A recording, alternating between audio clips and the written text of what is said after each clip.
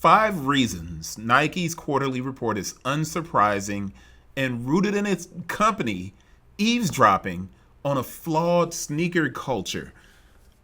Now, to place all of this at the root or at the base of the sneaker culture god, it's a little bit, kind of suspect. But let's just jump into it and see why I chose that. Now, what I built this on is this discussion by Nike, the 10 greatest sports moments powered by Nike Air.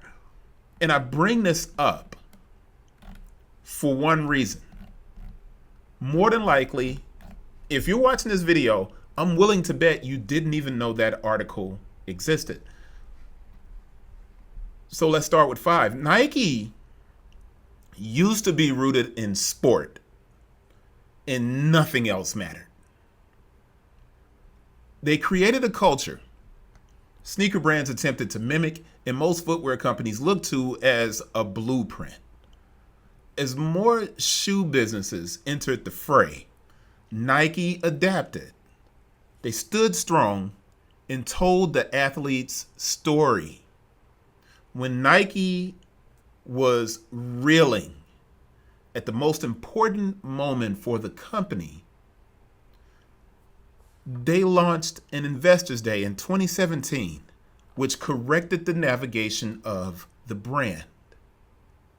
Nike looked poised to climb Mount Everest after that Investors Day. Now, 4, the Nike culture began to change. Now, this is cumulative, and there's a lot of things that are going on here, so you have to kind of just roll with it and listen to what I'm saying. I'm going to get to a point, and they'll be just piled on top of each other, and you'll see the story take shape. Lawsuits led to the removal of key C-suite officials, and the swoosh began to shake. Stories surfaced about the mistreatment of women athletes. Layoffs have become routine, and under the leadership of a tech guy, as opposed to a Nike man, the brand began mirroring its audience. The cues for direction arrived from what we can consider an echo chamber clamoring for more collabs, more special drops, and these things were going to drive resale. But what they ended up doing was drive a strange community of people proud to share their L's. Nike began operating from a like button, driven by behavior similar to tech companies. I hope that's clear. Nike was still signing athletes and they delivered marketing materials, but nothing that Nike has done lately resonates anymore. It feels empty. Nike's navigation pointed away from the heart and soul of sport, and it moved towards margins without consideration for any consequences. So Nike's consumer direct offense, acceleration, it took its cues from Apple, right? So Apple's route is different because they had the iPhone as a buffer. But let's look back, and I've talked about this a lot. Apple took away the ability for small repair shops to be certified. I used to work at one. I worked at a company called LPS back in San Diego. It was an Apple certified shop. We could do repairs on iMacs and G3s and things like this. And I'm aging myself because that gives you an idea of how old that is. But we could work on it. And then Apple took away the ability for small shops to be certified. They stopped selling parts. They forced the fans, the people with Apples, to visit the Genius Bar. The Apple operating system became bogged down. You used to be able to run a virtual machine. You still can if you're smart enough to do it, but it used to be easy enough for just a regular person to run a virtual machine that would run Windows on a partitioned hard drive. But then the hard drive began having issues and you had to take it into the Genius Bar. Nike didn't bring in a Nike man because they lost Trevor Edwards when the complaints about Nike culture started to surface. They brought in John Donahoe. As they did that, mom and pops started to disappear the same way Apple repair shops disappeared. I'm drawing a parallel here, and hopefully you kind of get what I'm saying. Hopefully, I said hopefully. Anyway, Apple stores became more important. Nike Direct became more important. Today, Nike has fewer partnerships in wholesale. Today, Apple has begun to give out certifications, and stores can now start fixing Apple computers again, almost at a rate that they used to 20-something years ago. Apple realized that partnership is more powerful than simply having the best store and bringing and making everybody operate from that store. A major part of sneaker culture was the search for dead stock shoes. You would visit these small towns to discover a mom and pop shop that had a back room full of sneakers that no one bought. And you could go in there and you could cut deals with people and you could get stuff. But if you think about how tech guys, and I'm going back to Apple again, lost the ability to tinker with Apple computers. They became just a flat sheet. It was like the old G3s, the big tower computers that Apple, you could open up and do things to. Apple started making these little cubes and they started making the little flat iMacs. You couldn't really tinker with those things. All you could do was probably pop some RAM in them. But Apple had a whole suite of products to lean on.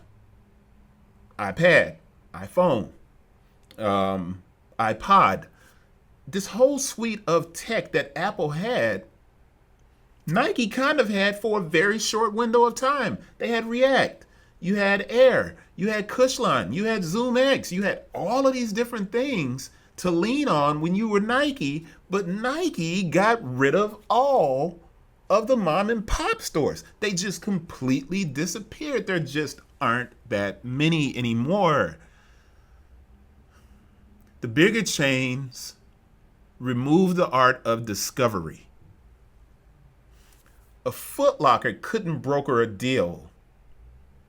Arbitrage began to die, and Nike stopped creating newness.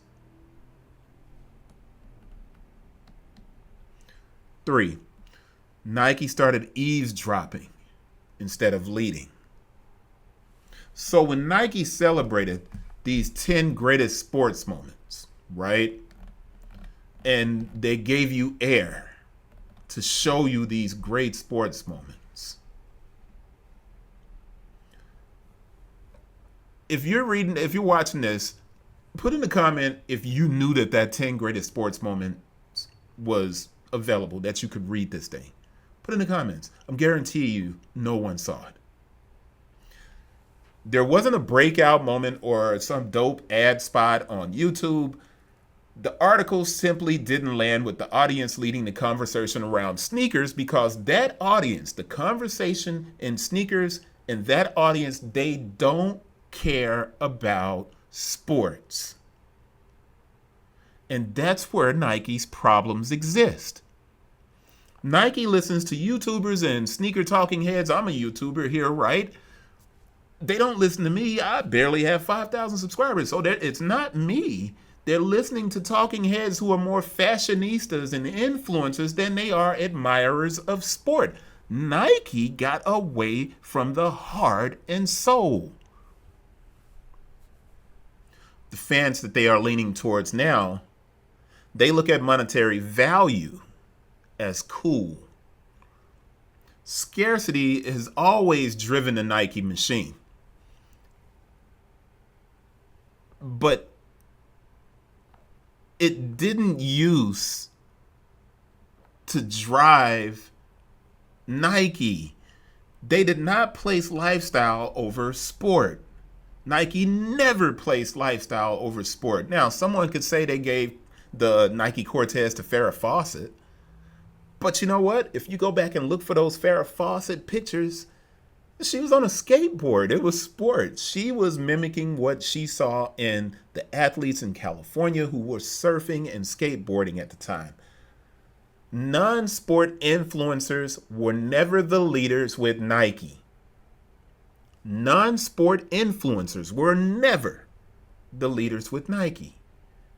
Nike created the product for the athlete, and the consumer was enamored and empowered when they felt a connection to greatness.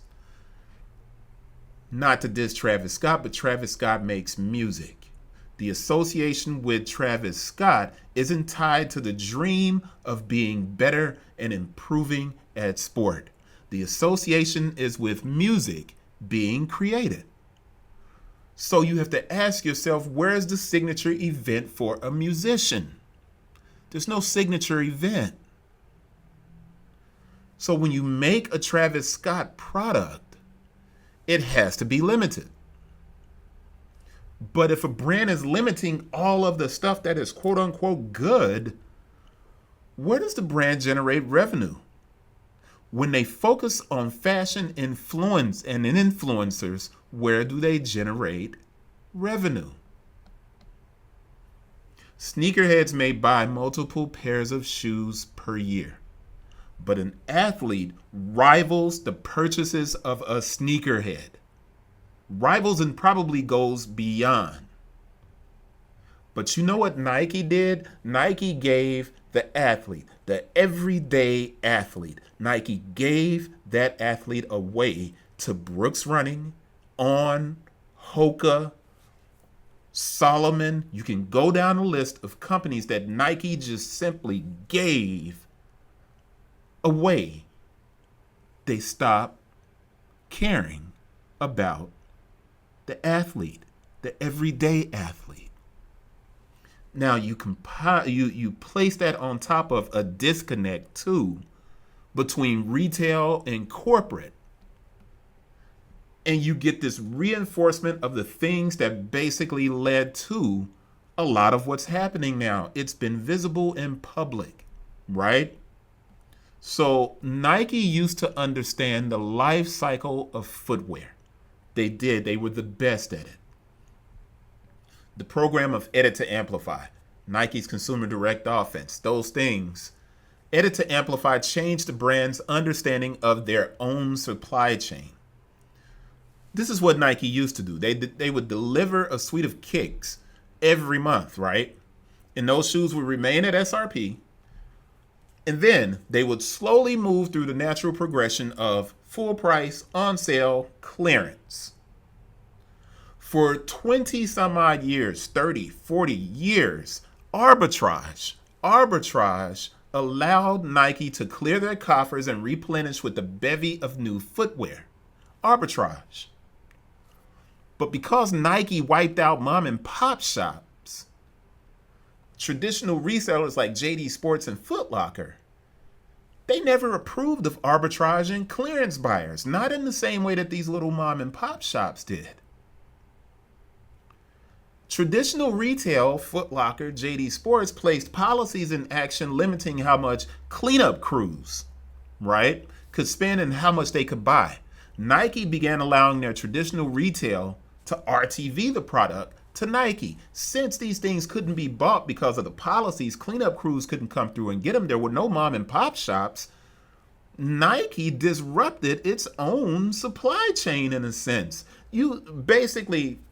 The RTV allowed Nike to fill up Nike clearance stores and factory stores. But then those stores began limiting what could be purchased. They tore box tops off to prevent reselling. They banned bulk buyers and limited what could be bought, which is understandable because people were getting ridiculous. They stopped putting grails on the floor of their stores. It used to be that you could walk into a Nike clearance store and find a Jordan 11 just randomly placed on a shelf in a full box.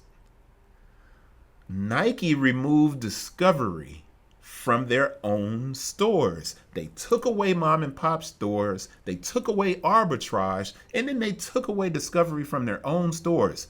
Sneaker culture has always been about the hunt. Now, over the last 5 years, Nike has effectively reduced the ability for arbitrage to take place. And in doing so, they disrupted and pulled the plug on an external supply chain operating without pay from the company. You didn't have someone working for Nike who went in as a buyer that cleared out this inventory. You had people willing to take on that product from Nike and just buy it. That's an incredible opportunity for a brand to have their stuff cleared. Now, someone out there is probably saying, yeah, but that's a gray market and it diminishes the value of Nike. Has it ever diminished the value of Nike? Not until now. But that's Nike that did that. Nike's corporate listened to the consumer and gave them everything they wanted without generating anything compelling and new. Listen like this. They gave the consumer a new iPhone when the old one worked fine. That's the comparison. And then they raised the price. The new corporate people told the retail arm, stop resale, prevent it. Retail, listening to corporate, said, okay, we'll do that. Corporate listened to influencers who said resellers are killing the business. Nike owned the data. Nike knew. Instead of utilizing it and adjusting, Nike flooded the market with the same model in different colors. And here's what happened. New fans of the brand who came in following an influencer, a Travis Scott or some YouTuber, they never got connected to athletes. This means that those new fans never got connected to sports moments which resonate and linger and stay in the soul of a person and makes them a fan of a brand longer. There's a reason On has Yared Nuguse as one of their runners and why On is now taking off as a performance running shoe. They created the On Athletic Club and they basically mimicked Nike's Athletics West. New fans of the brands never got connected to athletes because all of the sneakers were Jordan 1s, Dunks, and Air Force 1s. Those shoes were created in the 80s. These new customers weren't even born. How are they connected to that product? They are not connected to the product. And then, number one, Nike increased prices. The Air Force One was $90, it's now $115 retail. The Dunk was $85 to $90, it's now $115 retail. Certain models are $125 to $135. The Air Jordan 1 was $160, it's now $180. The Air Jordan Retros were $175 to $190, they're now $200 to $225. The Air Max 90 was $100, it's now $130 to $160. I can keep going back and forth and give you all of the prices that Nike raised. They released the Ja Morant shoe a year ago. It was $110, it's now $120. Certain models are $130. 1 year. Nike saw the money being left on the table in resale and decided to capture those dollars. They increased prices across the board. And they did so at a time when the middle class is struggling to pay for everyday items. They doubled down on 3 styles. They flooded the market. They removed wholesale partners to capture margins. They increased pricing to capture margins. Let me show you this article. Let's see if this opens up. Yeah, it does. Fewer people are buying iPhones. Here's why. And this is a few years ago, and they were talking about 28% people, and we know that people are not buying. The price increases led to a situation where the iPhone, and I'm directly comparing the iPhone to Nike. You increase the price, people start to hold on to things longer.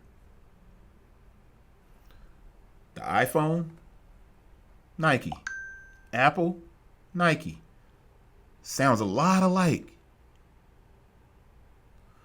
And that's because Nike began thinking of itself as a tech company that sells athletic gear, when we all know that Nike used to be an innovative marketing company which catered to the athlete with sportswear. The swoosh is dull. It's still the biggest knife in the kitchen, but it can no longer slice with the precision needed to make cooking easier. The chefs of the world have decided to try smaller knives with razor edges. And Nike allowed it to happen. That's it for this one. Enjoy your weekend.